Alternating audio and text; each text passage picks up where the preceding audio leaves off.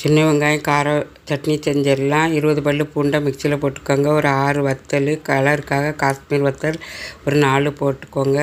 தேவையான அளவு உப்பு போட்டு மிக்சியில் போட்டு திரிச்சிக்கோங்க. 50 கிராம் சின்ன வெங்காயத்தை அரைச்சிக்கோங்க. 2 தக்காளி பழம் கட் பண்ணி அரைச்சிக்கோங்க. ஒரு துண்டு புளியை போட்டு நைஸாக அரைச்சிக்கோங்க.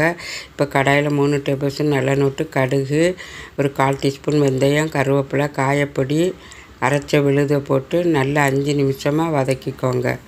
அப்போ தான் அந்த பச்சை வாசனை போகும். இப்போ மூடி போட்டு வேக வச்சுக்கோங்க. சிம்மில் வச்சுக்கிடுங்க அடுப்பை. இப்போ நல்லா வெந்துட்டு இப்போ மிக்ஸ் கழுவுன தண்ணி ஒரு 1/2 கப்பு விட்டுருக்கேன். இப்போ இதை திரும்ப மூடி போட்டு வேக வச்சுக்கோங்க.